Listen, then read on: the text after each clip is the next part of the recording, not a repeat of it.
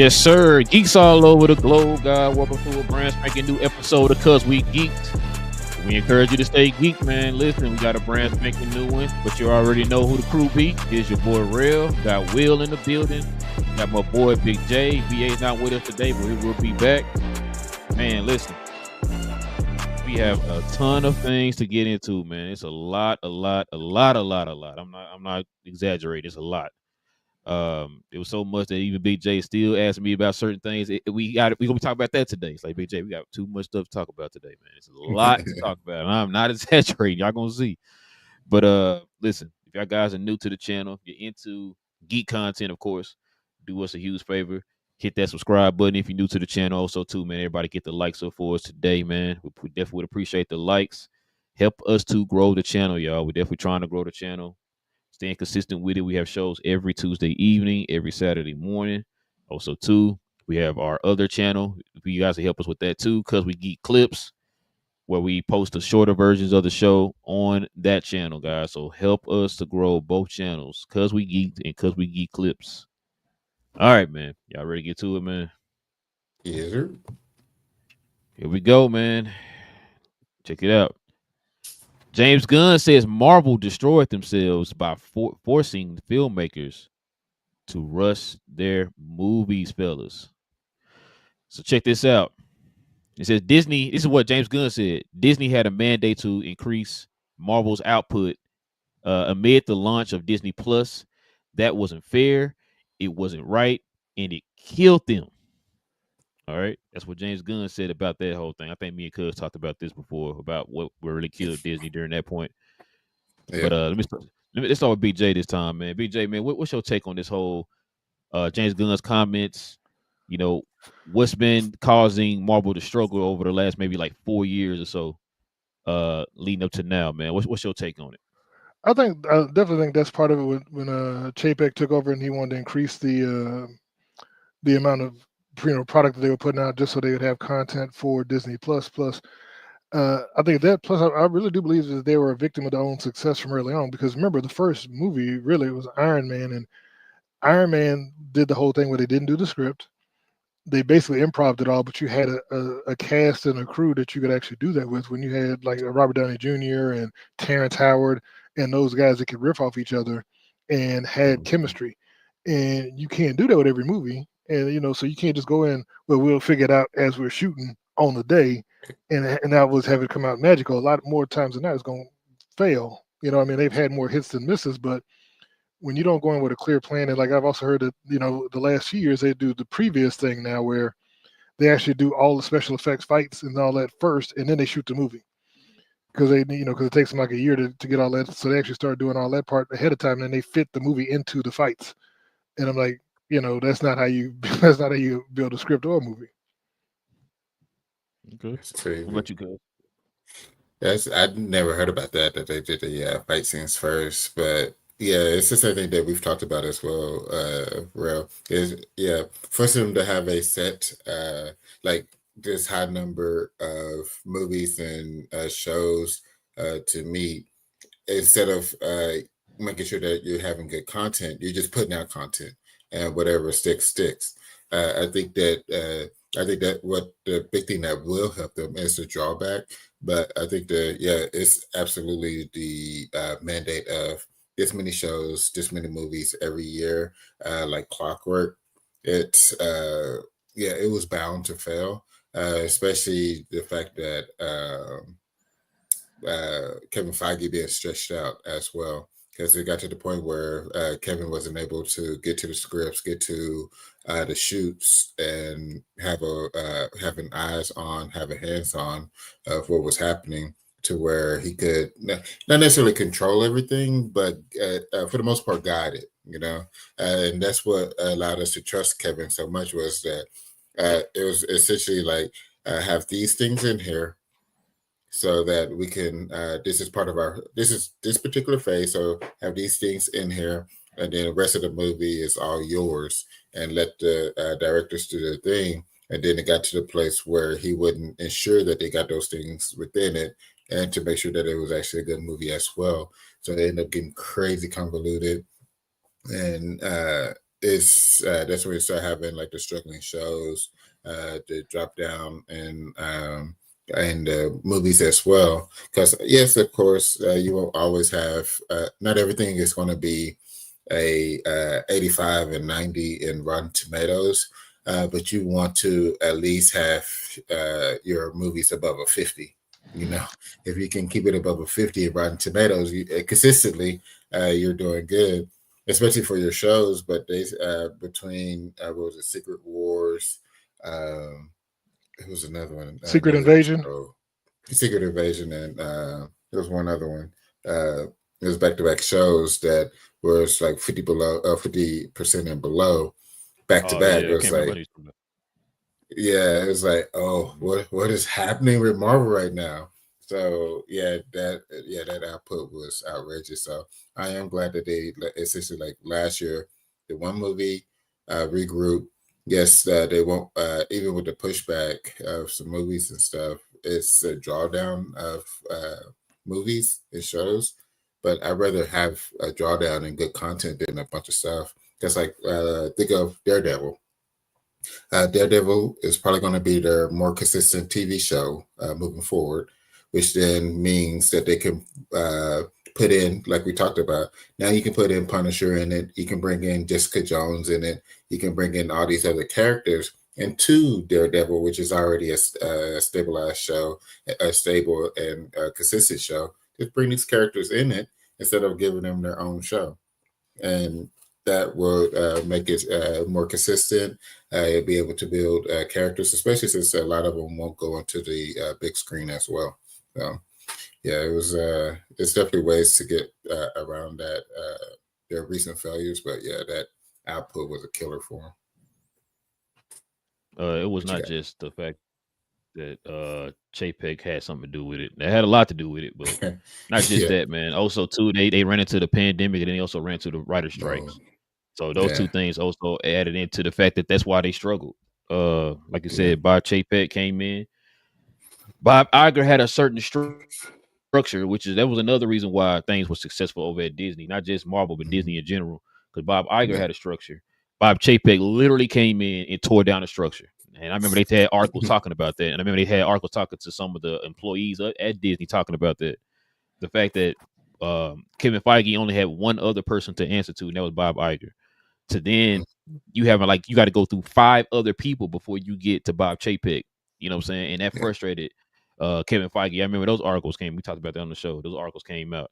Yeah. The fact that he had the mandate because they were trying their best to get the Disney Plus app up and going. You know what I'm saying? All these other different apps were trying to even Mark because maybe WB did the same thing. Streaming wars. Yeah. Everybody trying to Streaming get those, wars. trying to get up there to where Netflix is. Not understanding, but it took Netflix years to get where they are. Mm-hmm. And so, Yeah. which is funny because DC did the same thing with Marvel, right? Trying to hurry up and get a built-in universe when it took Marvel Yeah. 10 years to get to that point, right? So Disney did the same Yeah. thing DC did or whatever. But Yeah. like I said, yeah, no, y'all already said everything, bro. I ain't gotta say too much. We already know. It's not a secret. We heard we saw articles, we heard all this news and this stuff came out about how Bob Chapek was running things, which is why he didn't last for 2 years. They got him up out of Mm-hmm. there real quick because they saw how that was turning. The fact, like I said, it was becoming toxic down at Disney because it is. He was starting to put a lot of people in positions that should not have been in those positions. He's putting like his friends and realtors and all that type of stuff in these key positions and not knowing what they're doing. You know what I'm saying? You taking the creative side out of the creator's hands, and you're putting guys with suits on that don't know what the heck they talking about or doing. You're putting them in those positions, telling them what they want them to put out. You know what I'm saying? And for like y'all said, the product they're constantly telling them is pump it out, pump it out, pump it out, or whatever. And it's just like, Mm-hmm. well, okay, we need to focus on this right now. No. I want 85 of these over here. Start on these right here. You know what I'm saying? Which we complained about, but the fact that we didn't get time to get used to any of those characters because they were just constantly going to the next character, right? We didn't see no crossover with characters because they were constantly going to the next character. So we didn't really have time to grow with those characters. And so what he said, man, like I said, everybody kind of already knows that. It's just crazy that he's saying that out loud, and now it kind of confirms what everybody's been saying and stuff. So, but yeah, I got anything else, man, I want to add to that, bro. I was gonna say the only thing else I heard lately what Disney's starting to do, and they started kind of doing that with Daredevil, is they go into the showrunner uh, format, Yeah, which most other shows, well, that's how almost every other TV show is done. yeah. Disney would have like Mhm. just somebody write the show, and then they would just greenlight it and produce it, and They dump would a ton get of money into it. they'll get different directors for each episode or whatever, and they all Yeah, just make their episode, then put it all together. and that's where it was not always coherent either. Because, like I said, because Yep. same thing with Mandalorian did the same thing, where they would have different people come in. Like I remember Bryce Dallas Howard did like 2 episodes of one season, and Mm-hmm. but Taika Waititi. yeah. So you have to have a coherent vision, and that's what the showrunner's there to do. So like that's why they brought in the guys from the original. They were like writers on the original Daredevil to come in and take over and revamp it when they decided this ain't working.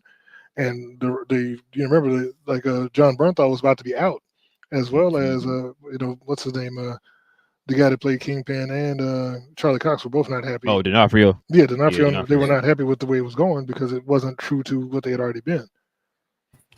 Yeah, Well, yeah. Because remember, we talked about that. It was Daredevil. They said they were gonna start doing the showrunners on, and we was Hmm. kind of confused. yeah, Like, wait, it I was thought all like, shows had how show. did you not?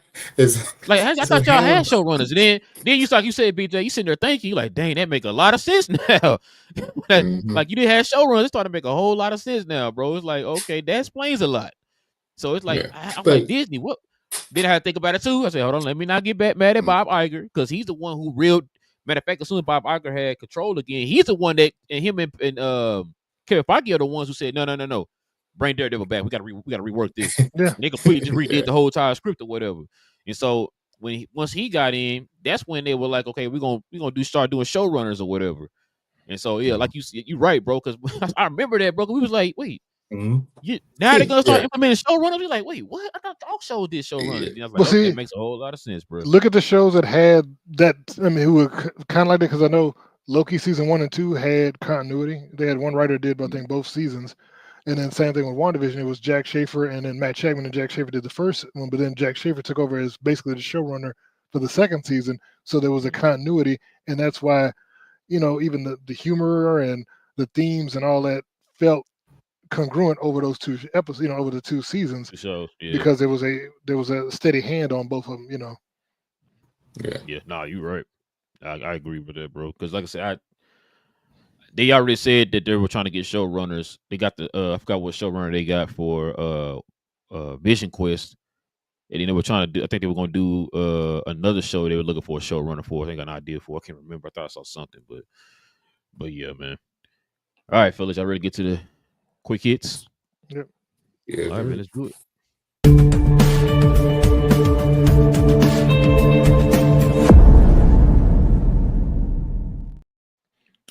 Speaking of which, fellas, so check this out. James Gunn responds to an angry Snyderverse fan who was planning to boycott the DCU's new Superman film. So right here on the left, we got this. This is what this person on Reddit put out. He put out this little mandate. Let me see if I can try to read this. Stand up and fight for the Snyderverse on July 11th. I know BJ gonna be there. It says fight for our Snyderverse on the imposter Superman's release day. Here's what we can do to make a difference. Number one, y'all. I hope y'all writing this down. This is important. Y'all got to do this. All right. Post spoilers everywhere. People are less likely to see and enjoy the movie if it's already spoiled. People will be pissed about this being spoiled, but they'll still go see the movie. I don't think that's gonna stop them. Number two, leave ratings on review sites. We know for sure gun bots will post fake positive reviews, so we must let people know the truth and balance the bias out with the realistic scores. How you gonna know how you gonna know if it's good or not if you ain't seen the movie yet? That don't Okay. matter. They did that to a bunch of stuff. Gotcha. My Mhm. bad. I'm sorry. My Mhm. bad. Number three, reserve tickets online, but don't complete the purchase, y'all. All right, don't complete the purchase.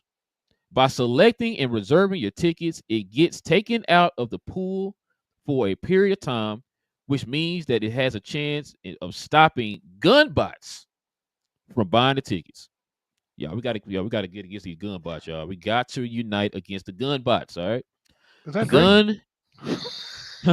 Gun fired. He said, "Gun fired the first shot and killed the Snyderverse, and here is our chance to take the fight back to him. Gotta take the fight to him, fellas." So then Gunn responds with, "I think we'll survive." I'm not sure the 8 people that listen to that guy. I'm going out on a limb and guessing it's a guy. I think it would be too. I definitely would put Big J's house on that one. Are going to impact the course of events. So, fellas, cuz let me start with you on this one, man. What's your take on this this nonsense, bro? Before I get my take, It's a waste of time to even worry about this. Folks, they're just gonna do it like they do everything else that everybody enjoys. Is try to bomb it with bad takes, bad credit for it. It's just a waste of time because look at what was it, that article that came out for Sinners, like that opening weekend, and the first thing they talk about is, oh, they're not going to create get their money back as far as or they're a long way from getting their money back from making this movie, and it's opening weekend. It's like, why are you talking about this? Like, it's opening weekend. I'm pretty sure they have time.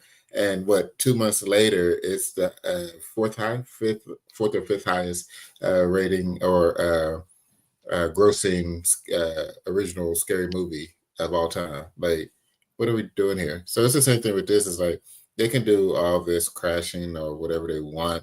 It's not going to affect anything. Trying to reserve tickets. Nowadays you only get like 3 minutes to purchase a ticket. So what, you're going to hold the ticket? You're going to waste your 3 minutes to keep somebody from buying a ticket. Like, before you get a ticket. That 3 minutes gonna do a lot. Cause what you talking about? Exactly. Like, but you're gonna have to keep wasting 3 minutes. Though that's the whole thing. You're gonna have to keep wasting the 3 minutes because, like, and it's not like a total of 3 minutes. It's like, I think last time I bought from, I forgot what theater it was that I bought it online. It wasn't AMC, but it was another one. It was per screen. It was like 3 to 5 minutes per screen. Like, you had 3 to 5 minutes to select your seat that you want, and then another 3 to 5 minutes to put in your card information and stuff like that. So it comes out to be about 6 minutes or whatever. But so you're gonna waste this full like 6 minutes or 3 minutes per screen to keep people from buying the ticket? Like, you're just gonna sit there and just do. Like, that makes no sense. Like, only thing you're gonna end up doing is having these movie theaters to change the app to where it actually ends up shortening up the scale. Like, now you only have 2 minutes total. You know, if I say 2 minutes between your seat, you should already have your card information in your phone and in the app and stuff. So they're just going to short it that much more now because folks are acting up. And this whole like posting the spoilers and stuff, that's just petty. Folks still going to see it, but it's one of those movies where the ticket's going to be sold out, and it's one that you shouldn't spoil for like the first month and a half. Kind of like when Episode 7 came out, Star Wars Episode 7. So Force Awakens, when it came out, like, there was no spoilers for like month and a half to 2 months because the tickets were just sold out for so long that nobody wanted to spoil it because they wanted to wait for everyone to be able to see it. So I figured it'd be the same thing with this. It's going to be a long wait for any spoilers to be released just because of that. Like, not everybody's going to be able to see it off rip. So it's just petty folks, that ignorant and petty folks. That's all it is. And it's annoying for people to be this way. Big J, talk to your people, man. What's going on? So I think that, Will's thinking about it all wrong. So if you have all the tabs open on your computer and your phone and all the apps, and then you have multiple just holding those tickets, in your basement, in your mom's basement. As you also, review bomb the movies, then I think that's when you'll start to get some traction in the algorithms. You got to do all that simultaneously. You got to have like your hacker setup with all the, like 7 screens going, with all the different things going at the same time. Otherwise, too much. I think it's just gonna be like, I don't know if you remember when Captain Marvel came out, folks was review bombing it before the movie even came out, trying to give it terrible reviews, and still made over $1 billion. And I'm like, people gonna go see whatever they're gonna go see. It's just, I understand people are upset about it. I still like, Henry Cavill, Superman, and all that stuff as well. But Mhm. at some point, you got to grow up and move on. And when something changes, you got to either like it or don't like it. You know. But all this weird, petty trolling thing that people have gotten into these last few years is kind of unusual to me. I agree with you, Big Yeah, J. Listen, few things, bro. Before I go on my little rant here. For one, if you gonna spoil stuff, does that mean you want to watch the movie? that part. So you spent the money. Somebody spent the money to go see it. That's what I'm saying. Like, oh my god, people are what you say before, BJ. Some people are not smart. Let's just put it out there. Sometimes people are not smart. When I saw that one, I was like, that's the first one that clicked with me. Yeah, make sure y'all spoil stuff. If you spoil anything, that means you went to watch the movie. You dumb. Like, what we talking about? I'm with you, Big J, man. I always talked about this before, man. You heard me talk about this on Captain Crown. I talked about this on this show, man. It's just in general in society, bro. We live in a toxic time, man. It's just like if I don't like something, I'm going to make sure that everybody don't like it. You know what I'm saying? And that's the way we live right now. I always use the example, man. My cousin, Will's sister, she loves Wicked, right? Loves it to death. She got Wicked everything. I didn't see Wicked. It's not for me. What do I look like going online every day bashing Wicked and discouraging people to go see Wicked? Those people love Wicked. Let them people enjoy Wicked. There are things that I don't like. I'm not gonna sit here and bash it. Like, you know what I'm saying? Like, if that's what you like, it's what you like. You love it, cool. That's you. I don't like it. I'm just not going to go watch it or put my time into it. That's a mature way of thinking. But people don't look at it like that. They look at it as if like I own this, so you got to do what I say type thing. That's not how that works, bro. I keep telling folks all the time, whenever people get mad about these certain things or whatever, and I gotta remind them, listen, y'all, us three here, we are part of a group of people that only make up about 2%. 2%, not 20, not 200, 2% of the movie going audience that knows exactly what all this stuff is right now.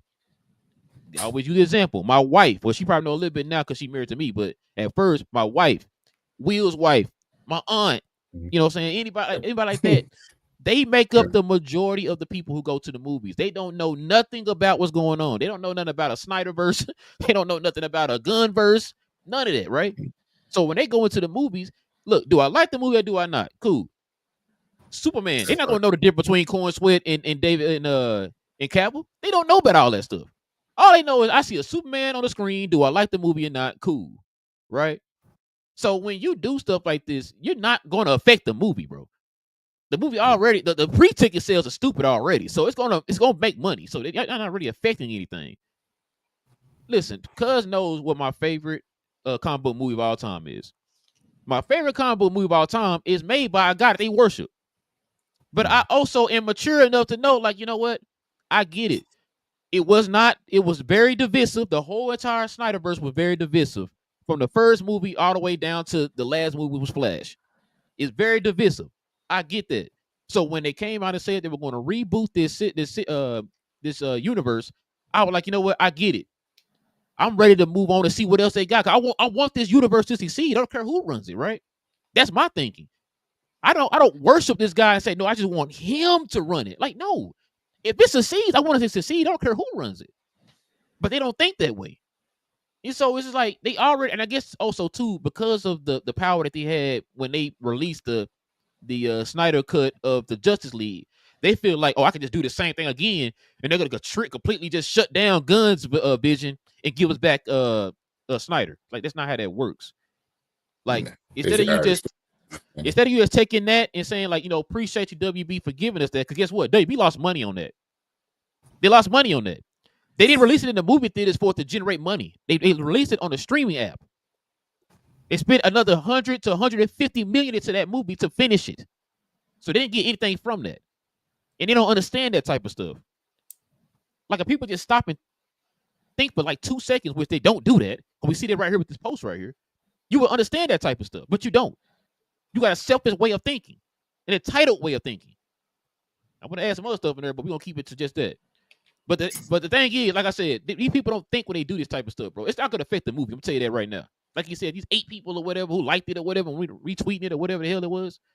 Come on, bro. And it's a lot of them and a lot of them too have this mind frame of, oh, I speak for the fans. You don't speak for me. I don't agree with none of this. So you don't speak for me. And I'm a fan. You know what I'm saying? Like, I don't understand people why they do that type of stuff, bro. You kill the joy. That's toxic. You know what I'm saying? Like, I don't want to be around that. And I don't know if anybody I know who wants to be around that type of stuff. But that's the day and age we live in. Go ahead, BJ. Well, like you said, that those are the same people that, and not to bring back, but when certain events happen in my favorite basketball team, began hate watching the team. Yeah. You know, I'm like, what is the point of that? Why devote negative energy to something? Like, Bro, I'm you sitting spend hate your watching. whole time, Big J, just watching and hating it. You always hear me use the example. I don't like seafood. Why would I go to a seafood restaurant and just sit there in the restaurant and hating on the food? If I don't like the food, let's go somewhere else. Listen, if you don't want to watch the Snyderverse, the new Superman for any reason, I don't care because you don't like the color red. If you don't want to watch it, that's cool. But you're not going to sit here and try to discourage other people from watching it. If they want to watch it, let them people watch that and enjoy that. It's okay. Like, this movie coming out does not completely erase Cavell's Superman movie. It does not do that. You can still go on Max and watch that movie. If you love that movie and that universe so much, you can simply download the HBO app Max app, and it's on there right now. You can watch it as much as you want. Like, I don't understand that. People nowadays, bro, just it blows my mind, man. Like, it's just these dudes are wild, bro. Like, get a damn life. Like, let these people live. No, everybody got to agree with you all the time, otherwise they're wrong, and you have to make them miserable for disagreeing with you. Exactly, and you got to argue back down people, man. And like I said, I told King this other day, man. We live at a time where it's like, we people don't get the full facts before they start arguing. No. So it's like, then you point a fact out in the argument. It's like, but did you know that? Oh no, I didn't know that. Then why are you definitively arguing this if you didn't know all the facts? It's like, bro, it just kills me, man. I never understood that, man. Like I said, I'm sitting on the outside, I'm looking at this, and I'm thinking, like, why don't nobody think like that? But that's the time we live in, bro. And like I said, social media, we're looking at right here. Social media has a lot to do with that, bro. Like, people get I told my wife yesterday, we live in an age of misinformation.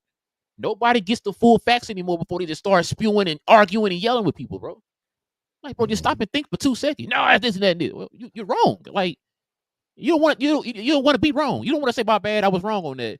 You want to keep just spewing nonsense to try to make it seem like you know what the hell you're talking about, and you don't. But that's my little rant. My bad, y'all.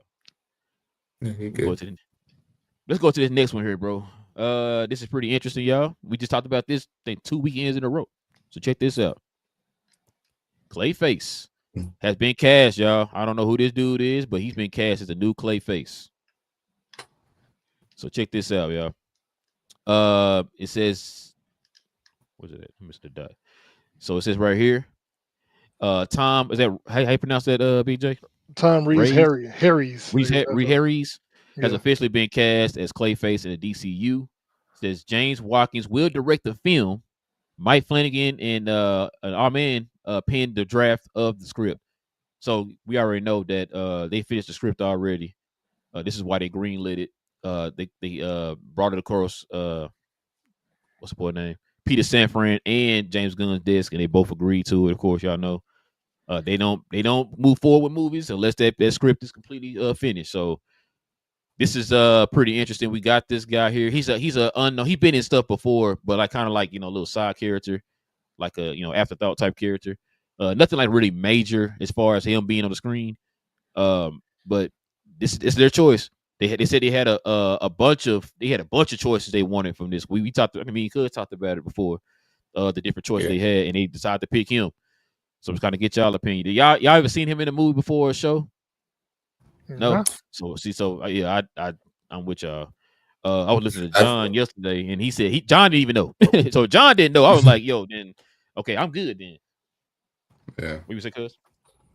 I know, I was about to say, like, I've seen some of the movies, but I don't remember him in those movies. Matter of fact, John named a movie or show or something. I was like, bro, I watched it. I don't remember him in that.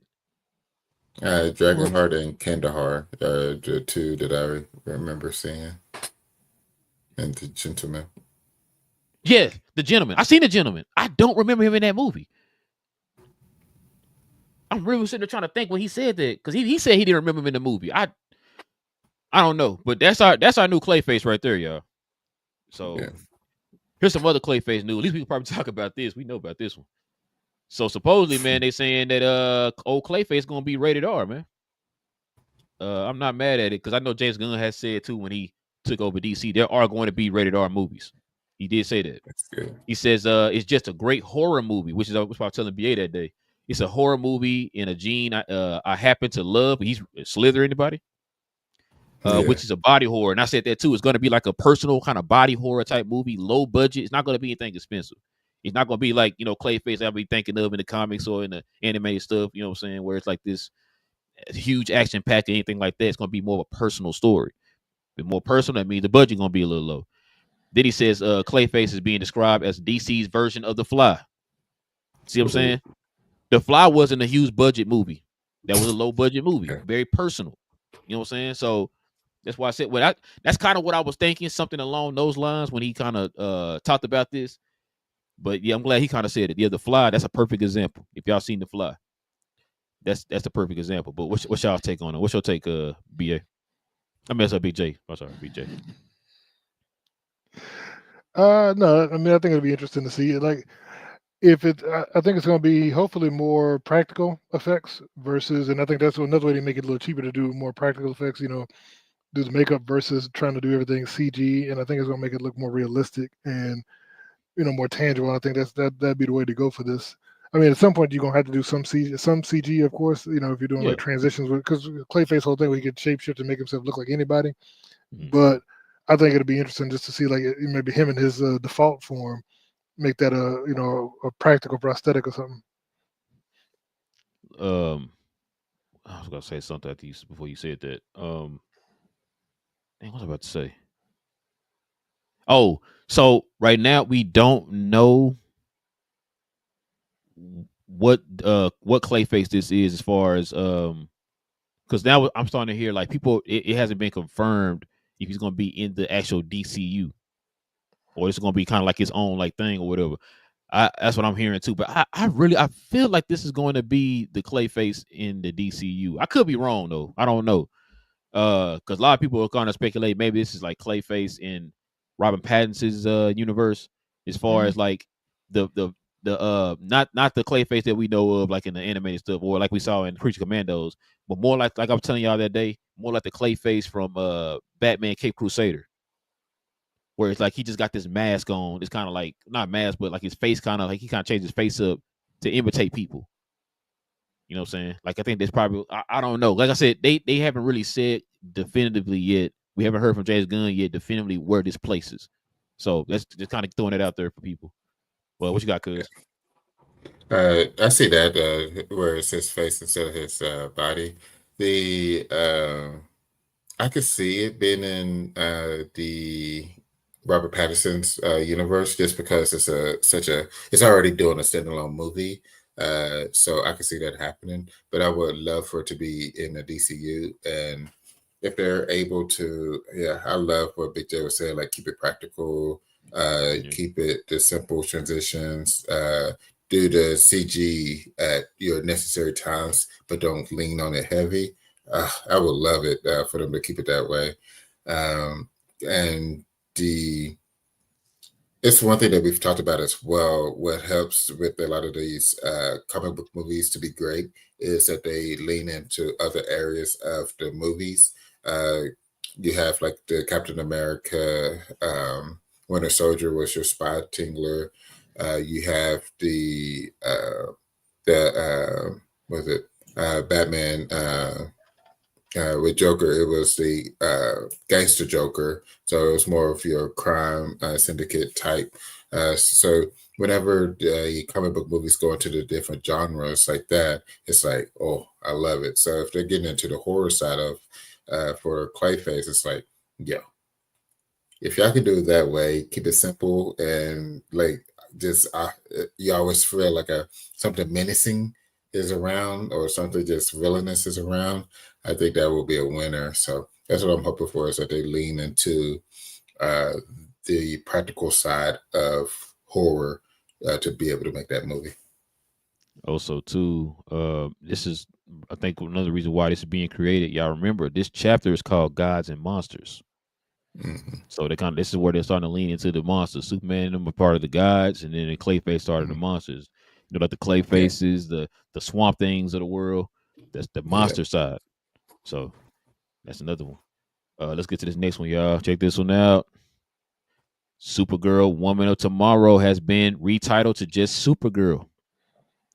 So we got Supergirl and we got Superman. Since I'm sick of the superhero title, other name thing, James Gunn explains why Supergirl is now just called Supergirl. What you think on this, cuz? You knew eventually it was going to happen. The world, the girl tomorrow, like even with when he did Guardians of the Galaxy, like he kept it simple as well. So it's the same thing for this. It's like, yeah, you could have kept it, or you started off with the world girl tomorrow, but you just felt like it was going to keep it simple. And yeah, I like it. Keeping it simple this way. You have your Superman, you have your Supergirl. Eventually, you have just your Batman.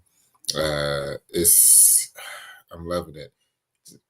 In Gun we trust. So keeping it simple. Don't have to be outlandish. Your characters is what's going to pull people into the movie theater. The name really doesn't matter, but keeping it simple does help. You'd be surprised about the names. Go ahead, BJ. What you think, man? No, I heard that about James Gunn. He doesn't like it. I mean, even we see what the Guardians movie. He just was Guardians 1, 2, 3. You know, Suicide Squad. Exactly. He was just the Suicide Squad because he didn't want to come out and put anything out. He just like, yeah, you know what? But and I get it. He wants to keep it simple. I guess he'll do like Superman 1, 2, 3 versus all the so-called. Now I wonder what he's gonna do with that Brave and the Bold thing. If it's gonna be still be that, if he's just gonna. That's what I would think it too. But go ahead. Yeah, I would think of that too, Big J. I said that when he changed the title of this. I kind of been thinking that to myself though. I was like, I don't. Yeah, I said they're gonna change that. I don't think they're gonna keep it to Brave and the Bold. But listen, I'm not really like, there are some names I'm like, yo, why'd you call that, right? But there's certain ones like, that's fine. The title is fine. I don't think the title makes it gonna tell you if the movie's good or not. I think with Supergirl, I think they should have kept it Supergirl, Woman of Tomorrow. It kind of like separates her from Superman. Now I feel like you kind of like copying off of Superman by just saying Superman, Supergirl. Now you're gonna have Batman. It's like, no, just give these movies titles, so it kind of also gives you an idea of what you're kind of walking into with this movie. Woman of Tomorrow, like, it adds a certain element to the movie as far as like what you're gonna be getting into with the movie and stuff like that. I mean, they changed the name. Like I said, it's not gonna make the movie any good or any bad or whatever. But I didn't mind them keeping the Woman of Tomorrow on there. You know what I'm saying? Superman Legacy, I'm kind of glad they changed it. I didn't like that legacy thing. That sounded like real generic, but that was fine. But as far as Supergirl, should have kept it Supergirl, Woman of Tomorrow. I like that title. Batman, Brave and the Bold. I do hope they change that. I'm not gonna lie to you. I'd rather them have it like Batman, Dark Knight or something or whatever. But take that Brave and the Bold out. But yeah, that's my take on that, bro. We can go to I think the they next one keep here, those. Hold on. I think they have those titles. I think they had those titles just so that like nerds like us can be able to track what they're going to do within the movie and try to pull ideas before they have the official name for it. Kind of like the Brave and the Bold. You actually have an idea of what they're going to try to go after as far as in that movie, and then they'll drop the name and just be the Batman. But you're going in, it's like, okay, they had this title, this is what they could go for. Same thing for Woman of Tomorrow. They had this title for the past 2 years, essentially. We've been tracking it, so this is the areas that they could be pulling from. That as far as she has this suit, it has this name on the movie, so these comics fall within that. So this is the area that they could go into, and then just drop the name. It doesn't mean that they drop in like these ideas, but that's what I think why they start off with those names is for us to be able to talk about the names for a while, have an idea of what they're trying to put into it, and then boom, we're just gonna have the official name and the movie's about to come out. Yeah, no, I agree with you. That's pretty much what we were doing. We said Woman of Tomorrow, okay, based off of Mhm. the Woman of Tomorrow storyline. You know what I'm saying? The popular Mhm. storyline was Supergirl. Batman Brave and the Bold. That's based off the Grant Morrison run. You know what I'm saying? So Yeah, we already kind of have an idea of where they're gonna be going with the story and stuff like that. So, yeah. but yeah, I definitely agree with y'all on that one. So, all right, y'all, who we got next? James Gunn talks about the possibility of a Superman Spider-Man team up film. Watch your mouths. Check it out, man. Said that could easily happen, but this could be a great film. Or am I doing it because people want to see Superman and Spider-Man team up? It would have to be under someone who thought it was a good. Start that over. It would have to be under someone who thought it was gonna be awesome and wasn't just a cash grab. BJ, you heard that? He said, so then whoever would win this fight means that they're the best, right? He said, because I'll go out and write God Man who can destroy you with a wink. I mean, that's pretty true. I mean, that's not even a fight. But what's your take on that though, BJ? I mean, I think there had to be somebody else to cross over with, and I know they're the two of the most popular characters. I mean, Batman and Spider Man would probably be closer, but I just don't think Spider Man. If you put Spider Man and Superman in a adversarial rule, it makes no sense because that fight would last about half a second, you know. Right. But I mean, other than that, I mean, like I said, just to get eyes on screen, it may be interesting. But I think, like I said, you'd have to have somebody more like Century or something like that to make it viable, you know. Sentry and Superman would be an interesting fight because they have different scale and power. Even Sentry, well, now Shazam got ruined, but you know, something like that. Like I said, we have just god level powers on both sides versus, you know, So you saying like Superman and Hulk? that'd be interesting to see. Okay. What about you, Cuz?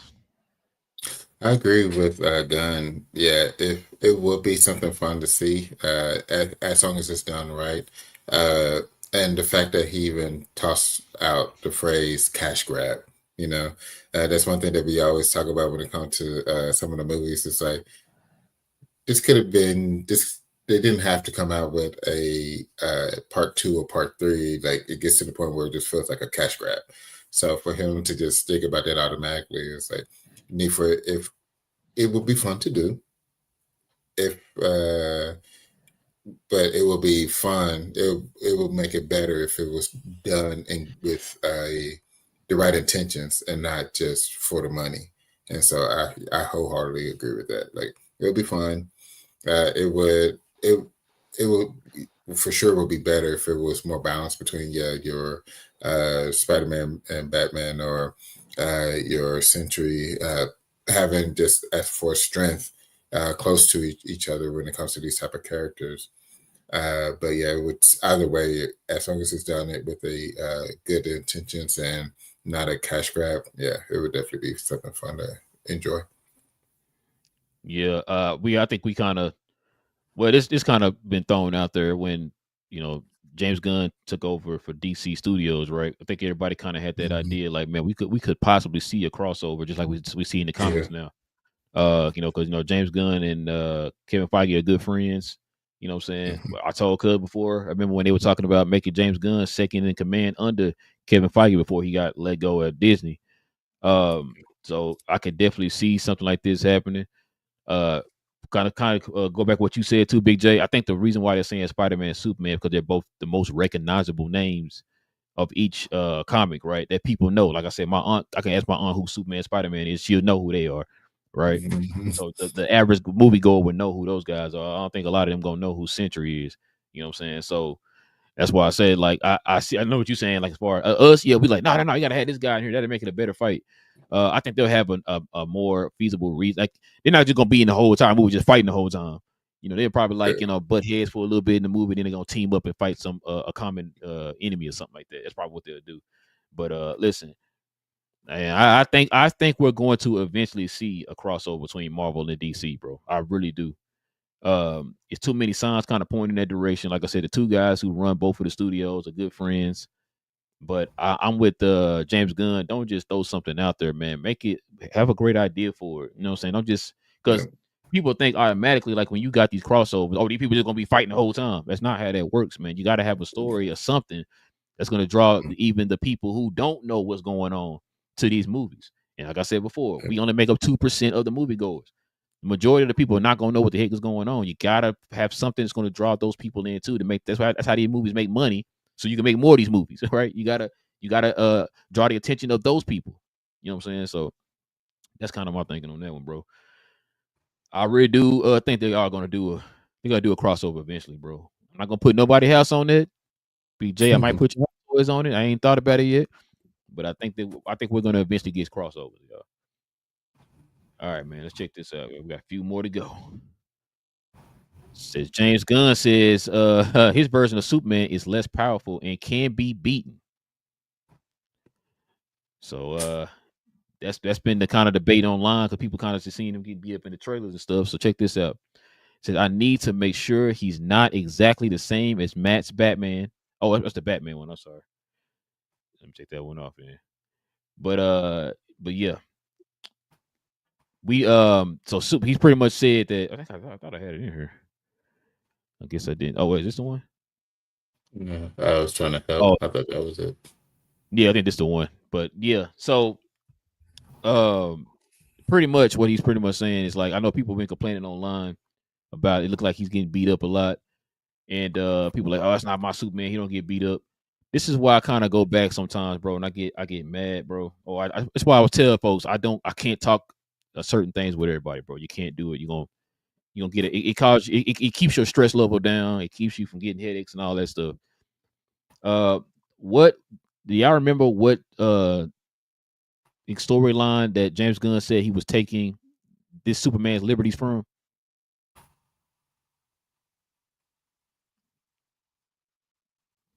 Y'all remember? I don't remember that part. It was All-Star Superman. Okay.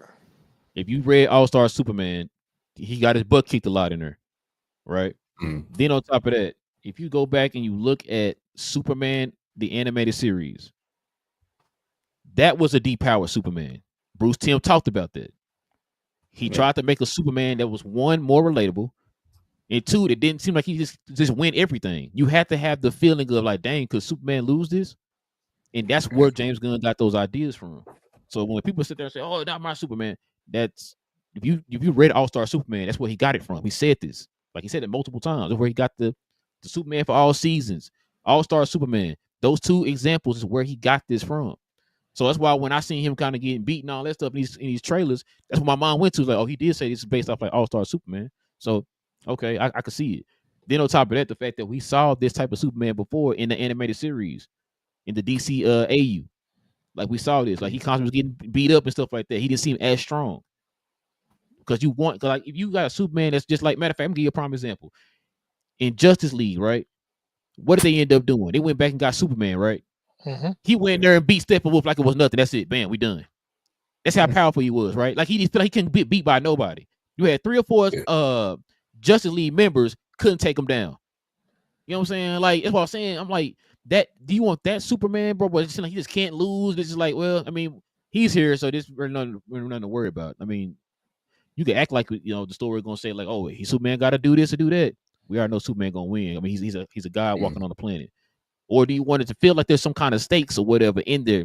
You know what I'm saying? That brings the adrenaline and all that stuff to the viewers or whatever. It kind of gives, like I said, it gives you that thought that he can possibly lose this battle. Like, of course, he's gonna win. He's Superman, but he could possibly lose this battle. It's not. It's a little bit even now. You know what I'm saying? As far as the people who are fighting against him or whatever, I would rather. I kind of like that. You know what I'm saying? Now, like I said, the Snyderverse Superman is my favorite. Henry Cavill, the Man of Steel, it's my favorite movie. My favorite comic book movie of all time. But at the same time, I can appreciate this one. As far as him, it makes it a little bit better, bro, because you don't feel like he just win everything automatically. You know what I'm saying? But what's y'all take on it, cuz? What's your take on it? I love it. Being able to have it always a possibility of him losing it makes it much better. It makes it more entertaining as well. It adds stakes. Exactly. Because Superman. even with what was it, like Captain America, is a prime example. Like, he's very strong. Even with Black Panther, like, these guys are very powerful, but that they can get beat at times. And so to bring that to the forefront, it brings it up. It's like, oh, is he going to be able to survive this fight? Is he going to be able to make it through this? And that just makes you slide a little bit closer, get to the edge of your seat, like you pay a little bit more attention. So yeah, it's a great idea. Uh, it's always gonna be in Gun I Trust, because stuff like that. It's a simple things of that, of thinking of we don't want we don't want our Superman to always be an automatic win. Like, that takes the fun out of it. What's the point of going to the theater just to watch Superman walk through everybody? Let's have it to where there's challenges he has to recover, and then there's going to be times it's hard for him to recover. Hard for him to get to the sun, stuff like that. Like, that's just nerddom, like deep nerddom, and good filmmaking right there. I'm loving that idea. What you got, Big J? That makes it relatable too. It makes him relatable. Yep. Go ahead, BJ. No, I was gonna say I always have a shocking take, because I've always thought that Superman is one of the most boring characters because he is indestructible. I mean, yeah, if you know that there's no stakes, he's not going to lose unless somebody has kryptonite in their pocket. Then there's no point. There's nothing you could do to him. So then there's no real stakes. That's why That's why they had to invent like the kryptonite to be able to weaken him or something, because otherwise you have an indestructible, perfect man. Then what's the point? There's no drama. There's no stakes. There's no like, you could kill the people around him, but you can't do anything like that, to him directly. right. So you have to depower him. And that's what any of these overly powerful characters. I mean, you have to do something to make it where it's interesting. Otherwise, they're always going to win, even though they're always going to win to some extent. But it is good. That's what made Infinity War cool, when all the heroes lost. Everybody was just sitting in the movie theater just with their mouth open, because when you saw everybody disappear, it was like, because you never thought, oh no, the bad guy won. But that's the kind of stuff you need to have happen. Yeah, I agree. Like you just said, Big J, that was a prime example. People thought he's boring, he just can't be beat, he's not relatable, all that stuff. That's what James Gunn is trying to do. He's trying to relate, trying to make him relatable. He's trying to humanize him. That's for one, too. So it's just like that way. It gives you a little something extra. You know what I'm saying? Because like I said, when I ain't gonna lie, when I saw the Henry Cavill movie, that's kind of one of the ones, the reason why I liked it, because like it displayed how powerful Superman could really be.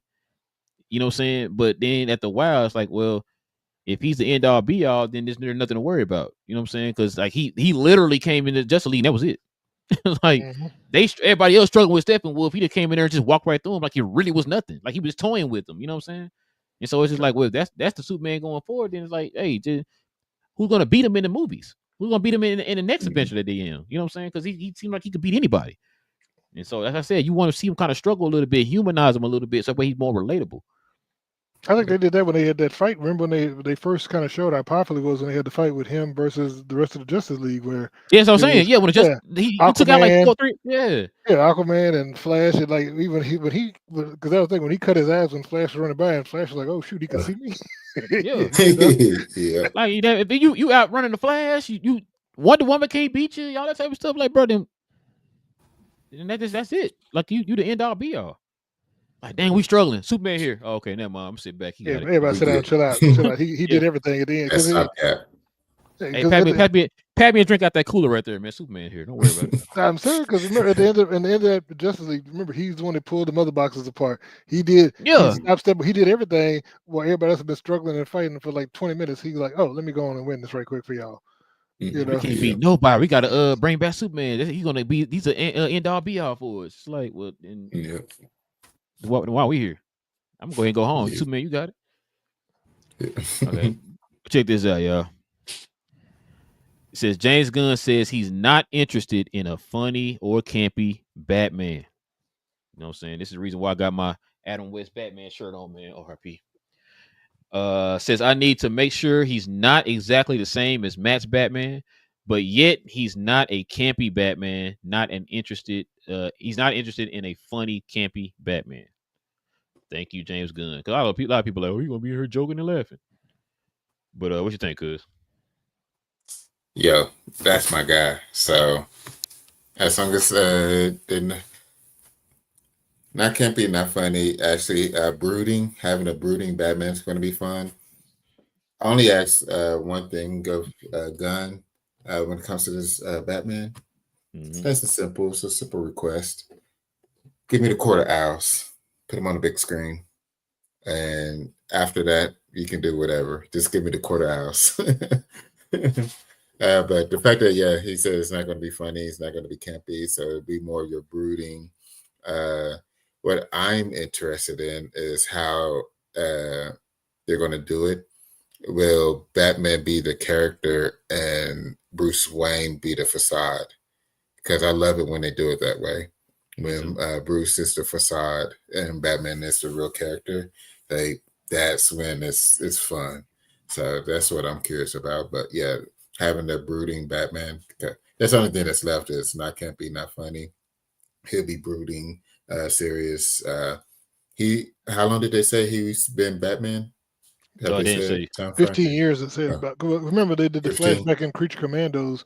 It was 15 years back, and they showed when Oh. Dr. Phosphorus was Mhm. breaking in and Batman showed up. So, yeah, he's been Batman for at least 15 years because they said that the At Creature least 15. Commandos was a few months before Superman. Okay, Oh, so okay. boom, there we go. I better say yeah, because Yeah, then so Not that I haven't Damien is heard anything. you said right. Because Damien is Robin, so yeah, it's got to be some years. I think he's supposed to be yeah, about 13, 14, somewhere in there. Mm-hmm. yeah. Okay, so yeah, it's perfect then. So yeah, by then all that laughing and joking it has definitely been burnt out of him by then or fought out of him. So yeah, I'm looking forward to it. What you got, BJ? I mean, like I said, I can see it.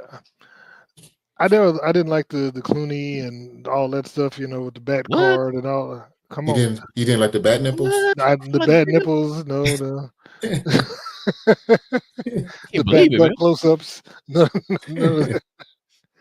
Like I said, you got to make it where once again, but he also needs to be a balanced character, and I do like what Gunn is doing with Superman, for example, because they talked about something in one of the interviews about the three different personalities that he's going to show. There's his Superman personality, there's Clark Kent, and then there's the one that he can only show with his parents and with Lois, because those people that know both sides of him. So they say it's like a third version of him that hadn't been seen. And so we need to do something like that with Batman as well, because you know I did like the version that what's the word Pattinson played as far as his Batman. I liked. I did not like his Bruce Wayne, because his Because Bruce he Wayne. hadn't developed that yet. But I'm saying he was just kind of like this sad, pouty emo kid, and I'm like, yeah, I'm like, Yeah, because you got to remember too, Big J, that he's only been Batman for 2 years, which that is him, right? Is Batman. Like Cuz just said, he has to work up to that Yeah, side of getting Bruce Wayne up. I think they're going to focus more on that on part 2, where he's going to actually started getting to that part where, like he said, Bruce Wayne is now your cover. it's a You know what I'm saying? yeah, Yeah. it's your facade. Yeah, and I that's think what they I said love. I think they also to hurt your feelings, man. I think they're gonna do the quarter hours on the Matt Reeves stuff, That's because fine. I keep hearing that. So you're not Yeah, gonna get to see it in the I'm DCU. no, that's fine. I just want it That's on fine. the big screen. That's all I Yeah, want exactly. on Like the big screen. And DCU, ECU, BCU, CLECU. yeah, What the owls and five. Batman That's in all I care five. about. Yeah, Batman and five. That's all I care about. And yeah, I'm with you. I don't care if it's in DCU or in the Matt Reeves universe, Elseworlds. Elseworlds, Mhm. wherever. You know what I'm saying? Like I want to see Court of Owls eventually on the big screen, which I think it would probably fit more in Matt Reeves' universe, to be honest with you, because it's more gritty and more down. It could be like a kind of a Yeah, conspiracy type thing or whatever. yeah, And what happened with him in the first Batman movie, it could kind of exactly. I can see where they can lead more into like a Quarter Hours or whatever, because you got like this corruption going on within Gotham and all that type of stuff. So I could definitely see Yep. that. Few things too, man. That he said some other stuff too about this the Batman movie. I told Cuz this a while back, and I think they're kind of leaning more towards this. I don't think that Andy Muschietti is going to direct this movie. I really don't think he's going to direct this movie. I think we're going to eventually hear that somebody else is stepping in to direct this movie. And I think Gunn and them were kind of leaning into that with some of the comments that they made. They said that they're still working on the script right now. That's not completely finished. which kind of leads me to, and then he also said that we're gonna take the script and go over it with Andy and see if it's best fits for him, which leads me to believe that I don't think he's gonna be the director moving forward. I really don't. Cause on top of that, he kind of did and said some things about it about a year ago now. That kind of make you raise the eyebrows, like, yo, what's going on? Y'all not communicating or whatever the case is. So I think they're gonna probably eventually move on and find somebody else to direct it. James Gunn also says trying to find like you said, BJ, he's trying to find a balance. So he says he doesn't want it to be like Matt Reeves' Batman, but like you said, he doesn't want it to be campy. And so he also kind of wants this Batman to be different from Matt Reeves' Batman. And they're trying to find an idea and a way for that to be. Because also, too, you're going to need this Batman to be believable as far as him being able to stand with the gods, like the Supermans and the Wonder Womans of the world. Because Robert Pattinson's Batman, just from that tone and how he's not going to fit with Superman and Wonder Woman and all that stuff. So that's why people keep saying, oh, they just bring him over here. No, he's not. No, that's not going to work. Leave him over there. He's fine. Bring another Batman that seems as more believable with these characters, kind of like how they did Ben Affleck's Batman. He's more believable with those characters, right? That type of Batman. So you need a Batman that's more believable with those characters. Robert Pattinson's Batman is not believable. He's more grounded, you know what I'm saying? A more edgier, grounded Batman. So you're going to need one that's kind of that can fit in the fantastical, as I always tell folks. You know what I'm saying? So that's So kind of what you said bring Ben Affleck back is what I heard. That's what we're thinking. Batfleck. Hey, oh, trying to get those Snyder coaches in our comments. Huh? I see. I like Ben Affleck is bad. You know, people No, I did too. He might. Yeah, I go back and forth. That warehouse. Bro, that's one of my favorite scenes of all time, bro. Listen. The box when he pulled that crate and man, come on. That's bro, he was surrounded by them dudes. He clean. I was like, okay. That's what I'm saying. Sir. You want me over, sir? That's what he needs, and he's old enough to have he can have a 13, 20, hey. You know what's crazy, bro? So I was sitting there. I think me and Cud talked about this. We were trying to guess like what age he would be, and we were sitting there because Damon is going to be, he's on his 5th Robin. Well, I don't know how many Robins he's going to have technically in the DCU, but he has 5 Robins in the comics, right? Because people forget about Stephanie Brown. I know she's Robin for 2.5 seconds, but it still counts. So we know what. Take her out. The more mainstream Robin everybody know, he had 4 of them, right? I'm sorry, 4. Cause sorry, I forgot about Tim. My bad. So he had 4 of them. So in the DCU, did he have all 4 Robins before he got? Did he have the 3 Robins before he got to Damon? That's the question. You know what I'm saying? So if that's the case, then that means Batman is up there in age. But then I also I thought they might want to keep not like young, 20 or whatever. But I thought they might want to keep him a little younger so that way he lasts longer. You know what I'm saying? He could be Batman for a little bit longer. So I don't know how they're going to do this. Or are they going to do like they did? I don't know if you remember this in the New 52, Big J. They had each Robin in 5-year increments. Like Grayson was a Robin for 5 years. Todd was a Robin for 5 years. Tim was a Robin for 5 years. And then remember, we pretty much started with the New 52 pretty much as Batman and Damon. Damien was the Robin. You think they'll go like that route? It could. That hits right around the 15-year mark or so. See what I'm saying? So that put him right around mid to late 30s. I'm just trying to figure out a way Batman right around 20. We just got to figure out a way to shoehorn Alan Richardson in as Batman. So whatever they got to do to make that work, then we can make that happen. I'm just trying to make it, understandable or believable. You know what I mean?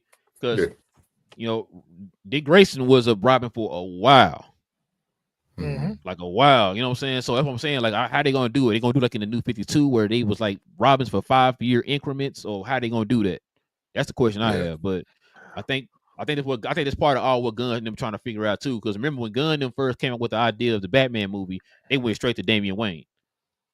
So it's like, okay, did y'all kind of map that rest of them out or whatever? Because remember also too, all of them, he said, all these characters all exist in this universe, every last one of them. Because they also said too in the Batman Brave and the Bold that they're gonna have the Bat family in this movie, which means we're gonna get Nightwing, we're gonna get we might get Red Hood, probably, I don't know.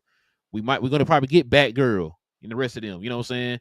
I don't know if we're gonna have the Orphan or Stephanie Brown or Batwing or none of them. You know what I'm saying? I don't know if we're gonna have all of them, but I think the core family we're gonna probably have, which is Batgirl, Nightwing, Tim Drake Robin, or Red Robin if you want to call him that, Red Hood, and probably Damien. It's probably the ones I'm thinking of if you're talking about the Bat family. I'm just trying to think. So my thing is, I was saying, so if he took Dick in as a Dick Grayson in as a Robin, from probably like 13 to 18 ish, before you spin off to the Jason Todd, and say maybe give Jason Todd like a 2 to 3 year window, give him a shorter window, Yeah, and short window. Yeah, then Tim Drake. Then it would make sense to line up the ages, because once again, if you doing all that, he's going to be fairly old, because I don't think he was running around as Batman at 20 years old. You got he has to learn how to fight and to go through all the stuff and travel. And so I think in order to make it more realistic, he's going to have to probably be in his 40s. But like I said, if you shorten the windows of the Robins, because like I said, it has to make sense where he could have someone like a Dick Grayson be his assistant, and come in and be his ward. Because if he's 18 or 20 and Dick Grayson is 13, that's kind of weird, and that wouldn't make a whole lot of sense to people thinking. So there needs to be more of a gap to me for that first one. And like I said, if he aged up to 18 and then bounced out, then now you're talking about like a 28-year-old, Batman taking on Jason Todd as a second. Still made mistakes with Jason Todd. Jason Todd gets murdered, kind of do it like that. But like I said, but Jason, I don't think he would be for the full time period. Maybe like I said, maybe a 2 or 3 year window for him before he. And then you've got the two, but he also had to come in, probably older. It depends on how long it is before he comes back to life. And then, like I said, you could have Tim Drake for a while, and then maybe at the beginning of Damien's tenure as Robin, as they start the new version here, is what I'm thinking. How long you give it Tim? Probably, like I said, probably like that. He could probably do 4 or 5 year range. I think you need to compress it to some extent to make it believable. Because, like I said, I think you're going to have to start him older to start, because like I said, it needs to look like they don't need to look like they're brothers. They need to look like they're that father-son dynamic. Yeah.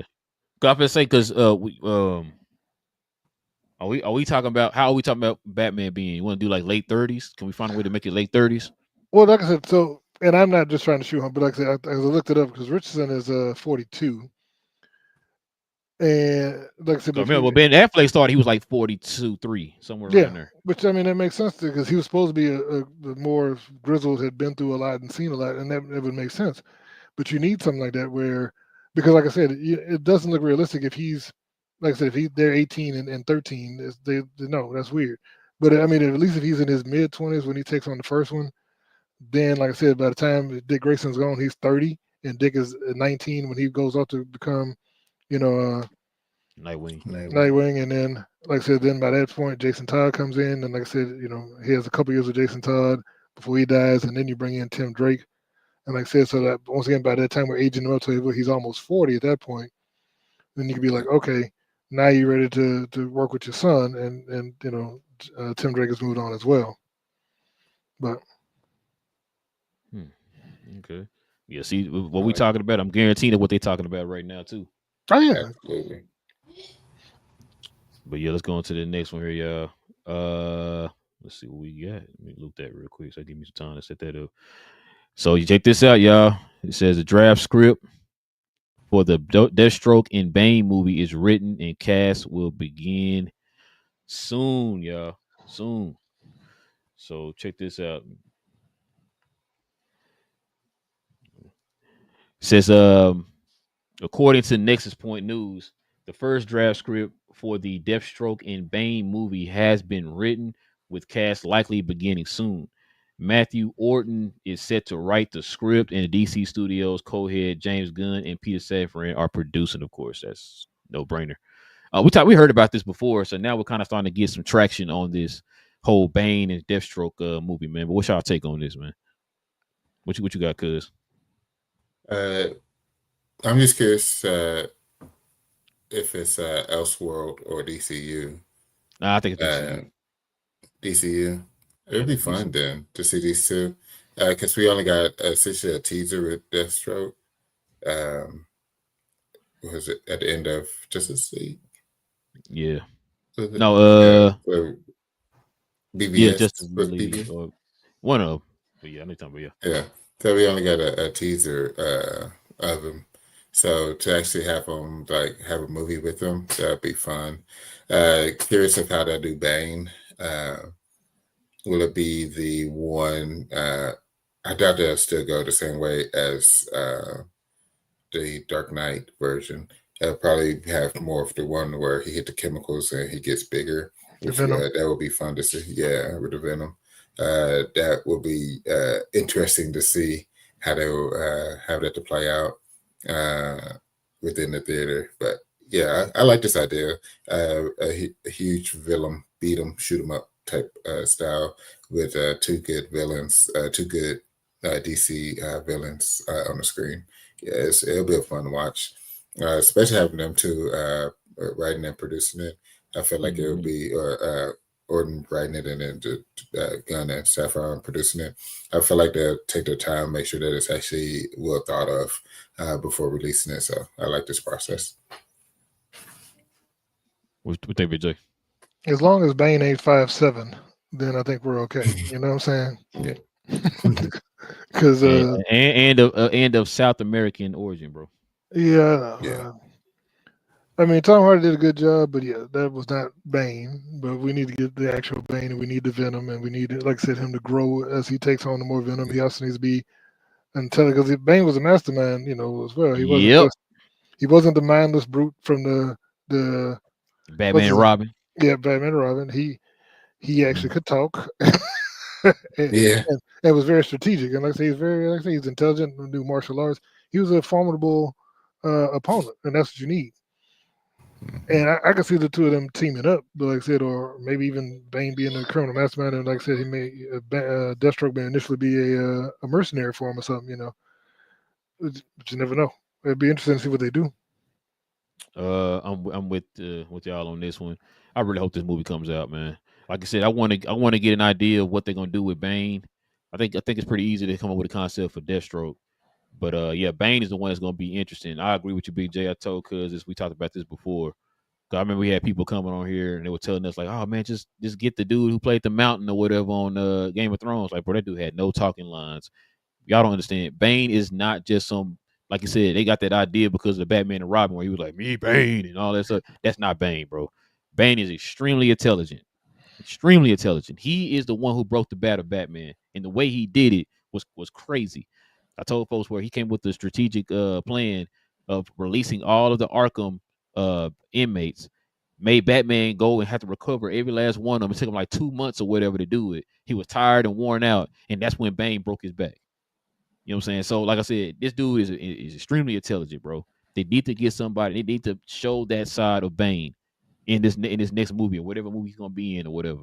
They have to show that side of Bane. Yes, he's strong and powerful or whatever, but that's not all he can do.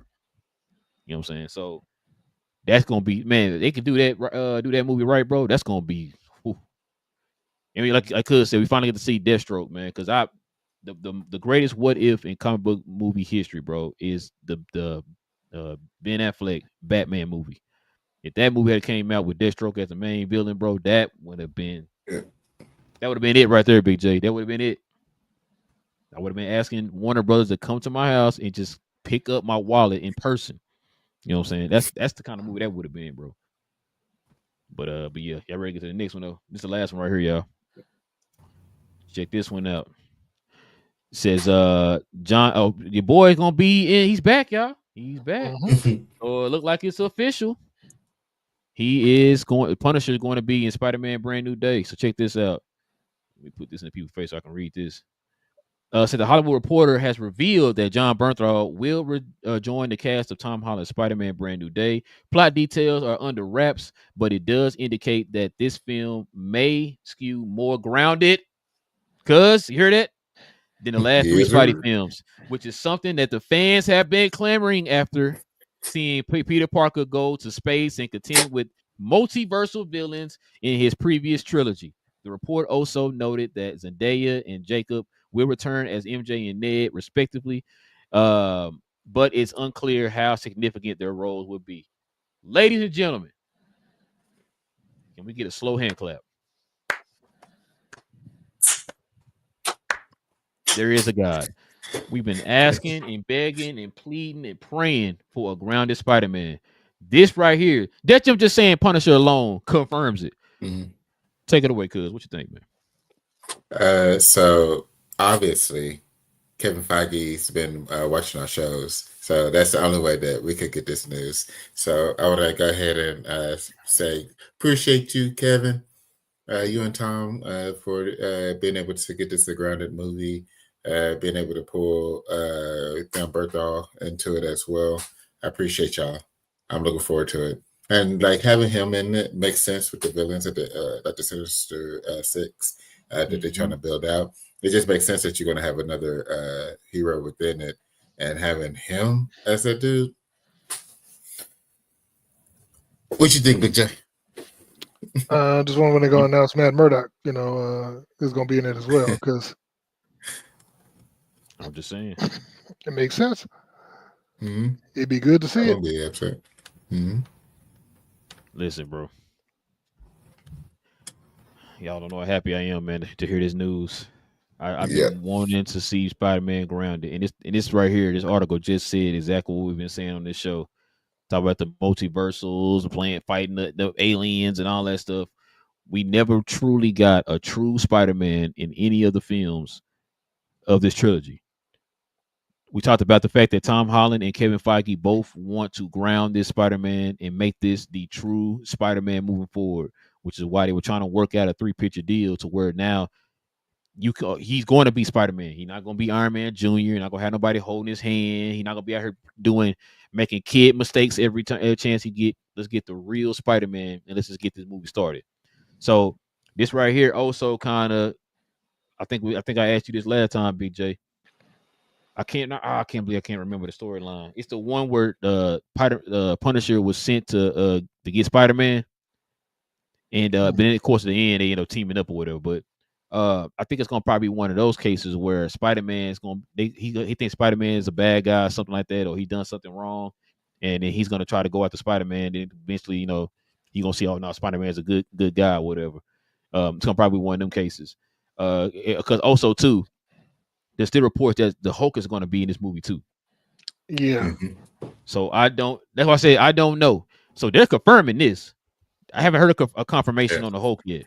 So we're gonna, like I said before, I think we're gonna probably get some concrete, news on what's gonna happen with this movie. Probably, if not at Comic-Con, it's gonna probably be D23. So we're gonna probably see around those 2 times. We'll see by D23 because technically this is a Sony movie. So I don't know if Sony's gonna let them talk about their movie at D23, but we'll see. But yeah, it's gonna probably be between Comic-Con and probably D23. We're gonna probably get some kind of concrete news on what's actually going on with this movie. Because right now, we talked about it on the last show. Right now, they're on pre-production right now. So we're gonna have to see. But yeah, man, that's all of them. I told you we had a lot to get into today, man. So here's a crazy thing. Go ahead. So Daredevil season 2 is supposed to release in March, and Brandon Day supposed to release in July. So it would be cool to tie that in. And like if you work in some aspects, some elements of what's going on, and work Spider-Man into that, you may not show him but allude to him, so that they could pull those guys over into Spider-Man. Because like I said, it makes no sense that if there's going to be a vigilante war going on in Daredevil in New York, that Spider-Man don't show up. So I think that could be like, you could use that, and I hate that they would use it to set up something, but you could use it to set up Spider-Man and then pull those 2 guys in, and that'd be cool. And have even Kingpin with Spider-Man on the same screen too, in live action. They don't love us that much. They don't love us that much. You might gotta talk to Sony. Love us that much. I'm not mad, Big J. I'm not mad, bro. I'm not trying to do like my thing, like I talked about, where I come up with crazy theories. But I mean, we already getting John Bernthal. We already saw Matt Murdock on Spider-Man No Way Home. So could it be? It's around. It's right there. It's right there to happen. Listen, I've been wanting to see Spider-Man and Daredevil on the screen together, man, since I was 2 years old, man. You know what I'm saying? Listen, get them boy. Man, remember that was the original idea. Remember they were going to do a crossover between Spider-Man and Daredevil, and I was like, yo, listen, just take my wallet. You know what I'm saying? Just take it and you can keep it. You know what I'm saying? If you do that. But then we started hearing about these rights and all that type of stuff, and then now they're talking about, we just want to keep Daredevil to the TVs, like to the TV shows. It's like, bro, Let that man cross over with somebody, man. Dang, Yep. we hating out here, man. But yeah, so let's get to these questions and comments. Well, let's get to the next segment here, y'all. But before we do that, let's show some love to Playback. Thank you to our friends over at Playback for this segment. Pause. If you're tired of the national media and the annoying ways they sometimes cover sports and other events, give the Glow Sun Production channel on Playback a try. We cover new and old school basketball, wrestling, and geek culture. And just recently, we've added boxing, mixed martial arts, anime, and even video gaming. So if you have time in your busy day, give our channel on Playback a look and check out some of our replays while you're at it. Another special shout out to our favorite at Playback. Back to the show. Thank you to our friends over at Playback. Fellas, I only got one question for y'all, man. Yeah, what you got?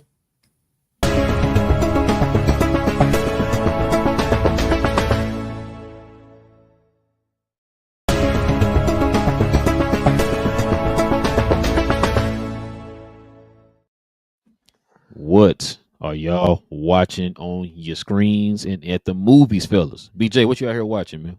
Let the folks know. Well, unfortunately, right now I'm doing a lot of studying for the NBA draft. I've been watching videos, trying to get ready for that Wednesday. I know, but At least you don't have to worry about that first pick. You know, you just got to track number 2 and everything after that.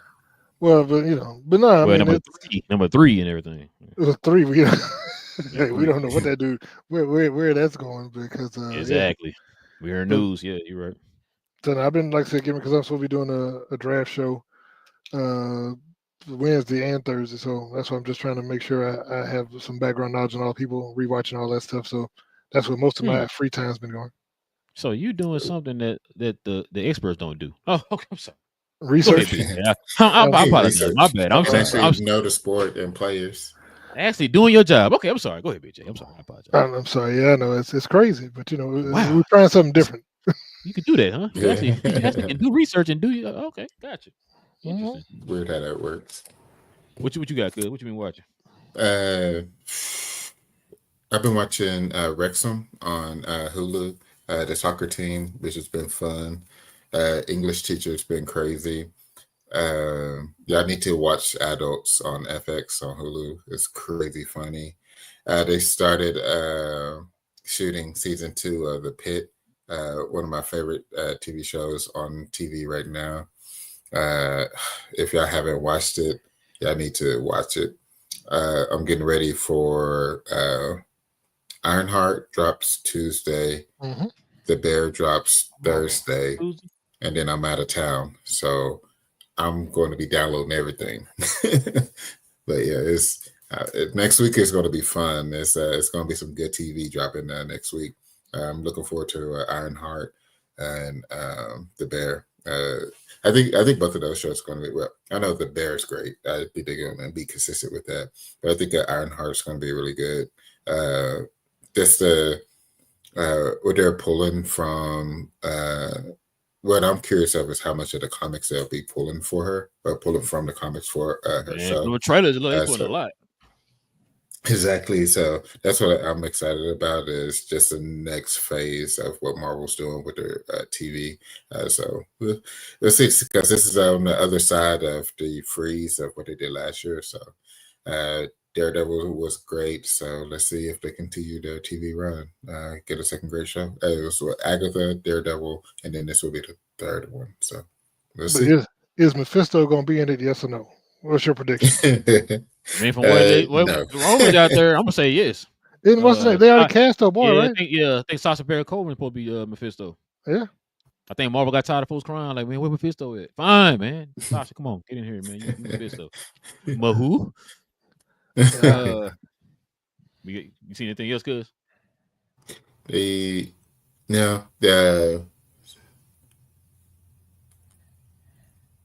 Trying to think. No, I don't think so. Trying to scroll through like all of the streaming apps and movie theaters. No, I don't think I have. Bro, I finally went to go see Ballerina last weekend. Yo, that movie's fire. No pun intended, by the way, if you've seen the movie. Yeah, exactly. No, bro. That oh my god, bro. Yeah, After that, after the first part, first third of the act, bro. Yeah, I gotta go see gotta my get that original, build up. Yep. bro. No, it definitely built up. All right. Pause. But listen, what else I see? Oh, me and my wife went to go see 28 Years Later yesterday. Oh, Oh, is that how was it? Yeah. Oh uh-oh. no, it's a movie that happened. So okay. Um, I'm gonna put it like this. I like the second one better. Okay. The first one is okay. I like the first one straight. You know. This one I felt like it was kind of more on the vein of the first one. Like I don't want to. I don't want to discourage nobody from seeing it. You know what I'm saying? I want y'all to see it and y'all let me know. But I mean, it was kind of. It was a. I mean, I'm not gonna say nothing. I saw the movie. So I'm gonna let y'all see it because I already know you're gonna go see it. So then you gonna let us Yeah. know. We're gonna probably go see the new Pixar movie today. My wife wanted to see that. Oh, Elio, something like that. Yeah, we'll go see that today. Um, I've been watching Attack on Titan. I've been watching this is so called To Be a Hero, both animes, and then I've been watching what's something else. Uh, my wife been watching. I've been watching Ted Lasso with her. She loved that show. Um, Studio too. Yeah, I need to watch that. oh, that's what it was. Yeah, she watched a little bit of it too. I've been watching. I've been watching the DC animated universe stuff like the Reign of Superman, Death of Superman.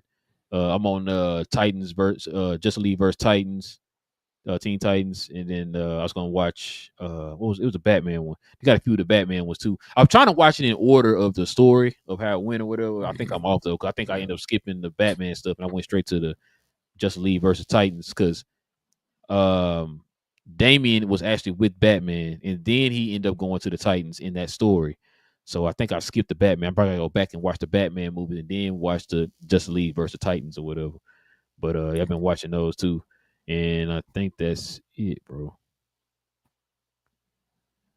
Yeah, I think that's it. Man, I'm just ready for July, man. Get these Yeah. movies going. That's really what I'm waiting on. So, all right, man, let's see what some of these questions, these comments talking about, man. You probably addressing Big J. Who's this guy here? We do not know who this guy is, but he says, fellas. And then we got Hold My Latte in this joint. He said, what up, y'all? What up, big? What up, Hold My Latte? He says, what's up, Big J, Will, Real? How y'all doing? I'm excited for the new Spider-Man movie coming next year. My favorite Marvel character. Yeah, man. Like I said, with some of the news coming down the pipe, I'm excited It's too. gonna be legit. Yeah, man. Hopefully, like I said, they grounded. I'm sold. I'm ready. Home Latte also says Omni Man, Superman, Batman, Spider-Man is back. Yeah. And shout out to my brother-in-law. He says Deathstroke and Bane, I'm in. Man, let me ask y'all a question. I was thinking about this. Do y'all think that James Gunn is gonna direct any other movies here in the DCU? I think some. I think he'll pick and choose. Yeah. I was thinking that because I know I was listening to John and he was like now that he's like the CEO, he's not gonna really be directing a lot.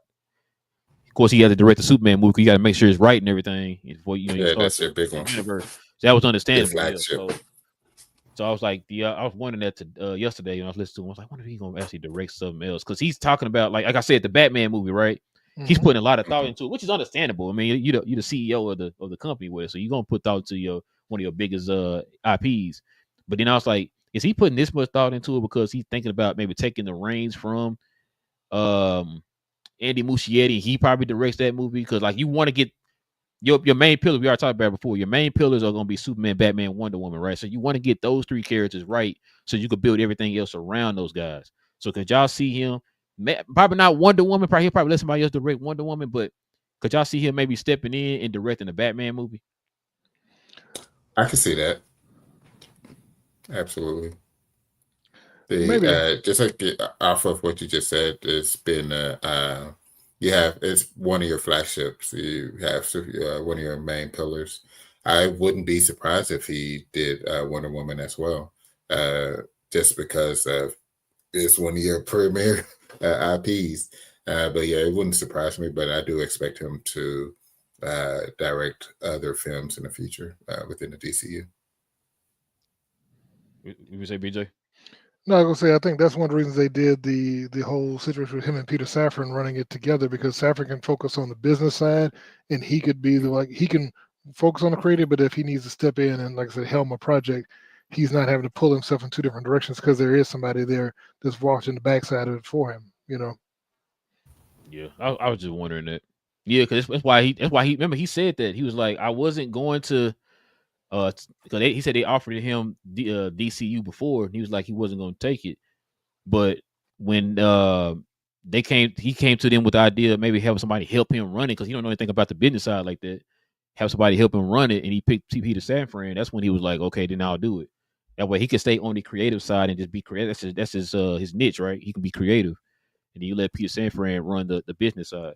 And like I said, both of them doing a great job so far, man. Because Peter Safran, man, he's been that marketing. So I don't know if y'all heard. This is probably the most. This is the most. I think they said a studio has spent on marketing before. They spent like $250 million on marketing, which, if you think about it, that makes sense. Look at this push they have right now going into this movie for next month. Like, I can see that when they said that it was 200. I think they said about 250 just in marketing alone. That's it. Yeah. Not the budget, the marketing. And so I was like, yeah, I can definitely see that, bro. I can see that. Yeah. All right, let's see what we got here. Home Light says finally Deathstroke and Bane movie. Yeah, listen, hold on. It ain't been greenlit yet. We gonna see. Let's wait and see if we get the official word that once they get like a director and all that, we start hearing some casting news, then we can probably be a little bit more excited. But so far it's looking good right now.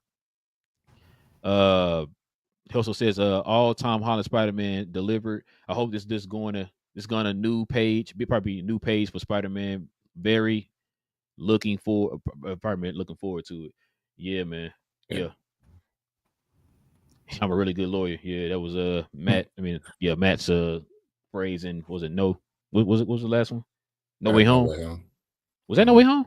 Yeah, No Way Home. And he also says, "Oh yes, Ironheart. I'm excited too." Yeah, man. I'm glad you said something. I forgot. I don't know why I thought it was coming out like that following week, but yeah, it's coming out Tuesday. Yeah. So, and then also too, I don't know if y'all heard how the schedule gonna be. So they're gonna release the first 3 episodes, and then next week they're gonna release the last 3 episodes. So it's 6 episodes total. They're gonna do 3 and 3. No Scottie Pippen. Okay. But all right. But yeah, we definitely, like I said, man, we appreciate y'all, man, geeking out with your boys, man. We went overtime here. Geeking out with your boys today, man, for another episode. Listen, if you guys are new to the channel, of course, you already know. Please, y'all, hit that subscribe button. Join us here as we talk about all things in the geek culture involving movies and television.